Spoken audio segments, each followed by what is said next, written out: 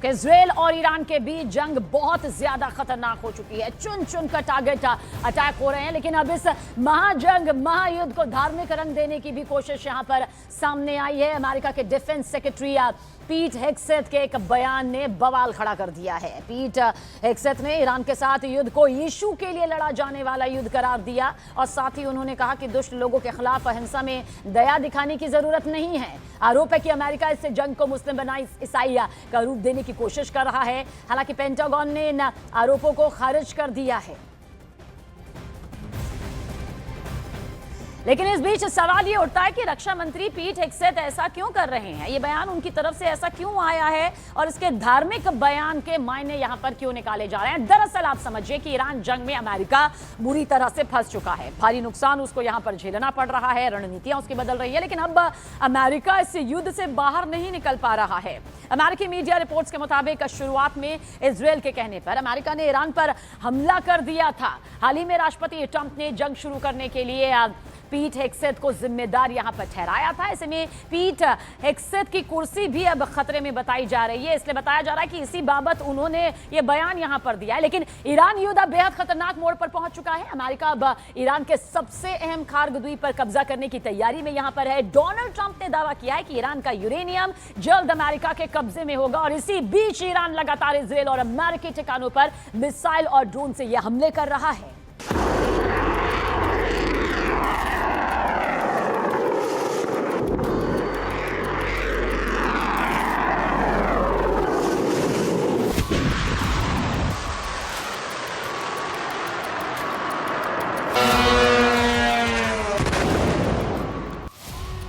खर्ग द्वीप पर कब्जे की जंग, लूट लेंगे ईरान का यूरेनियम।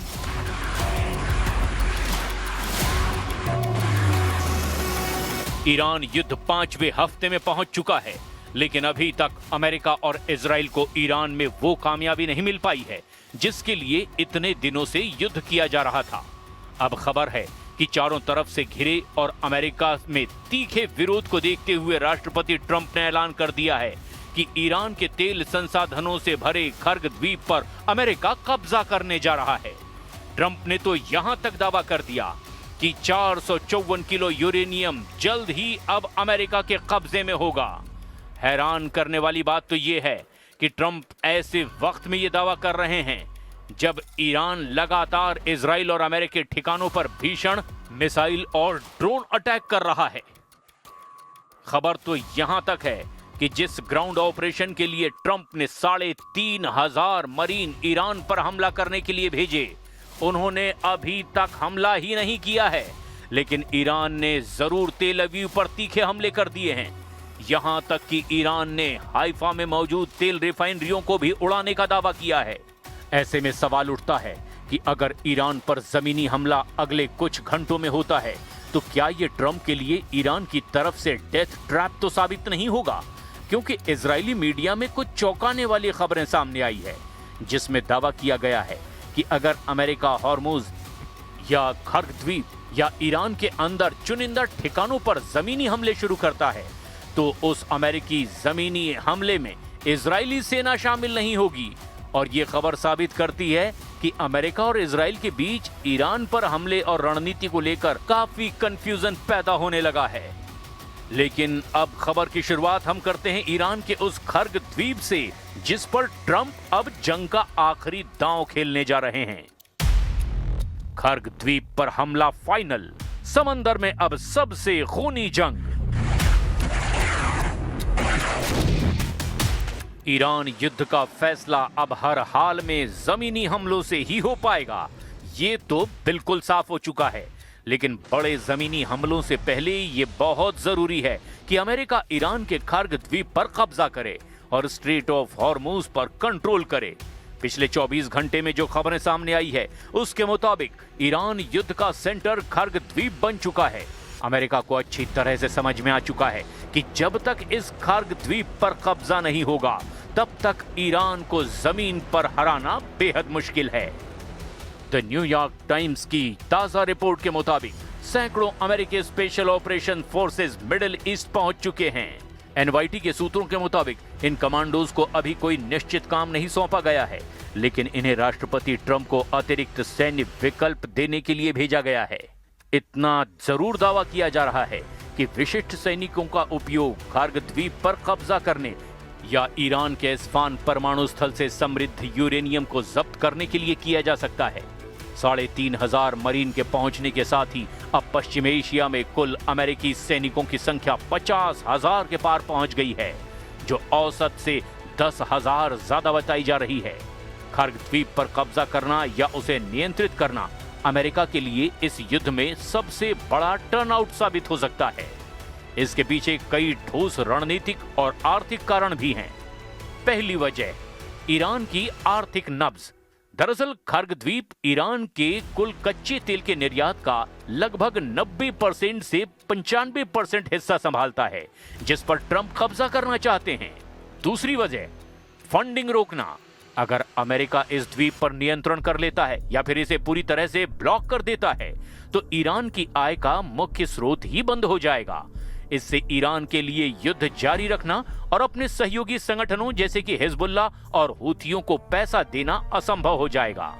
तीसरी वजह, चीन को झटका। क्योंकि चीन ईरान के तेल का सबसे बड़ा खरीदार है, कारग द्वीप पर कब्जा करके अमेरिका सीधे तौर पर चीन की ऊर्जा आपूर्ति श्रृंखला को ही बाधित करना चाहता है। चौथी वजह, फारस की खाड़ी पर सैन्य प्रभुत्व। दरअसल भौगोलिक दृष्टि से कारग द्वीप फारस की खाड़ी के उत्तरी हिस्से में मौजूद है। ये लॉजिस्टिक्स हब है और इस द्वीप पर कब्जा करने से अमेरिका को ईरान के तट के बेहद करीब एक मजबूत सैन्य और लॉजिस्टिक्स बेस मिल जाएगा। मिसाइल डिफेंस भी वजह है।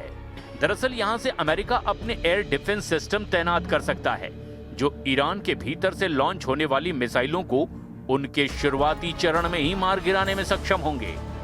और एक बड़ी वजह, स्ट्रेट ऑफ हॉर्मुज का विकल्प। ईरान अक्सर दुनिया को धमकी देता है कि वो स्ट्रेट ऑफ हॉर्मुज को बंद कर देगा, जहां से दुनिया का 20% तेल गुजरता है।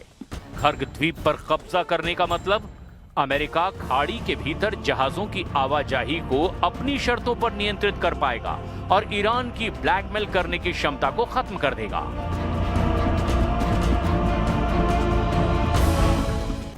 ईरान की राजधानी तेहरान, जहां बड़े ब्लास्ट की खबर सामने आ रही है। तेहरान के कई इलाकों में देखिए बिजली गुल हो गई है। वॉर ब्रेकिंग के जरिए ये अपडेट आप तक पहुंचा दे। देखिए वार पलटवार लगातार जारी है, लेकिन ईरान की राजधानी तेहरान में बड़ा ब्लास्ट हुआ है, जिसके चलते तेहरान के कई इलाके ऐसे हैं जहां पर बिजली की सप्लाई पूरी तरह से ठप हो गई है, बत्ती गुल हो गई है, अंधकार यहां पर छा गया है। देखिए तेहरान में कई इलाके ऐसे हैं जहां से इस वक्त की अपडेट सामने आ रही है। बहुत बड़ा ब्लास्ट हुआ है, इतना खतरनाक ब्लास्ट हुआ है कि कई इलाकों की बिजली सीधे तौर पर गुल हो चुकी है। और ईरान लगातार इजराइल पर बमों और मिसाइलों की बरसात करते हुए पलटवार कर रहा है। इजराइल के कई शहर जो इस वक्त जंग की मार झेल रहे हैं, जहां इमारतें अब खंडर बन चुकी हैं। देखिए जंग के मैदान से न्यूज़ 18 इंडिया के रिफत अब्दुल्ला की इजराइल के इश्ताओल, जहां ईरान ने मिसाइल दागी, वहां से जाबाज रिपोर्टिंग।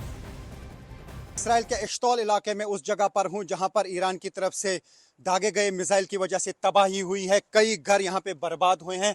मैं एक घर के अंदर जाने की कोशिश करूंगा और आपको दिखाऊंगा कि घरों के अंदर का यहां पे क्या हाल है। जहां पर ईरान की तरफ से मिसाइल दागे जाते हैं वहां पे किस तरीके का हाल हो जाता है, वो मैं दिखाने की कोशिश करूंगा। ये एक घर है जो पूरी तरह से बर्बाद हुआ है। इसी तरीके से सैकड़ों घर यहाँ पे ऐसे हैं जो ईरान की तरफ से दागे गए मिसाइल्स की वजह से तबाह हो चुके हैं। कई इलाके यहाँ पे तबाह हो चुके हैं। तो अभी हम आपको दिखाएंगे घरों के अंदर का हाल। यहाँ पर लगातार जो ईरान की तरफ से अटैक्स किए जा रहे हैं, अब एक तरफ से हिजबुल्लाह की तरफ से अटैक किए जा रहे हैं, वो नॉर्थ इसराइल पर ज़्यादा हमले कर रहे हैं। और साथ ही अब हूटी भी सामने आ गए। हूटी की तरफ से भी अब हमलों का सिलसिला शुरू किया गया है, क्योंकि अब 1 महीना लगभग हो गया अब इस जंग को चलते हुए, लेकिन अभी तक हूटी की तरफ से कोई हमला नहीं किया गया था। यमन की तरफ से मिसाइल और ड्रोन्स नहीं आते थे, लेकिन अब देख पा रहे हैं हम कि अभी तक कई अटैक्स जो हैं अब हुटीज़ की तरफ से भी किए गए। एक ड्रोन अटैक किया गया, हालांकि इस्राएली फोर्सेस का दावा है कि उसको जो है इंटरसेप्ट किया गया, लेकिन अटैक्स का सिलसिला वहाँ यमन की तरफ से भी शुरू हुए हैं। खासतौर से यमन की तरफ से जो अटैक किए जा रहे हैं वो साउथ इसराइल पे किए जा रहे हैं, जो हिजबुल्लाह की तरफ से अटैक किए जा रहे हैं वो नॉर्थ इसराइल में किए जा रहे हैं, और ईरान की तरफ से पूरे इसराइल पे अटैक्स का सिलसिला जारी है। जगह जगह पे ये हालात अब हमको देखने को मिल रहे हैं, चाहे वो डिमोना का एरिया हो, अराद का एरिया हो, या बेत शेमिश का एरिया हो, बीर शेवा का एरिया हो, टेल अवीव के एरियाज हो, वहाँ पर इसी तरीके के हालात हम देख पा रहे हैं। और मैं आपको दिखाने की कोशिश करूँगा कि इस घर के साथ साथ जो है बाकी एरियाज में क्या तबाही हुई है। और न्यूज़ 18 इंडिया की टीम लगातार युद्ध क्षेत्र में है, रियल ग्राउंड जीरो पर, और दिखा रहे हैं वो जगह जहां पर ईरान की तरफ से दागे गए बैलिस्टिक मिसाइल्स की वजह से तबाही हो जाती है। हम हर उस स्पॉट पे जाने की कोशिश करते हैं जहां पे ईरान की तरफ से जो मिसाइल अटैक किया जाता है, जो यहाँ पे तबाही होती है, या हिजबुल्लाह की तरफ से जो अटैक्स का सिलसिला जारी है। हम कोशिश करते हैं वो सारी जगह आपको दिखाने की कि क्या हालात हैं यहाँ पे, क्योंकि युद्ध क्षेत्र में हमारी कोशिश यही रहती है कि दर्शकों तक वो बात पहुँचे या वो हालात पहुँचे जो यहाँ के असल हालात हैं।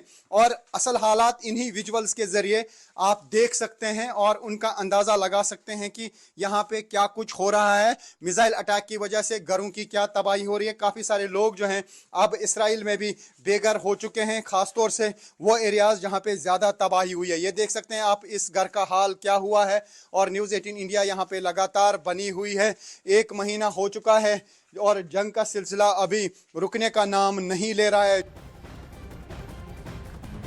और देखिए, ईरान ने एक बार फिर पाकिस्तान को अब बचकाना बताते हुए उसके मध्यस्थता के ऑफर को ठुकरा दिया है। दरअसल पाकिस्तान यूएस ईरान के बीच मध्यस्थता करवाना चाहता था और इस पर ईरान ने कहा कि पाकिस्तान के मंच पर बातचीत स्वीकार ही नहीं है। पाकिस्तान की मध्यस्थता का ऑफर प्रीमेच्योर है। देखिए, इंटरनेशनल बेइज्जती एक बार फिर पाकिस्तान की यहाँ पर हुई है। पाकिस्तान दरअसल खुद को अशांति का हिमायती बताते हुए अपनी पीठ थपथपा रहा था, लेकिन अब सीधे तौर पर ईरान ने इसे खारिज कर दिया है। कोई बातचीत में वो मध्यस्थता की भूमिका में पाकिस्तान को नहीं देखना चाहता।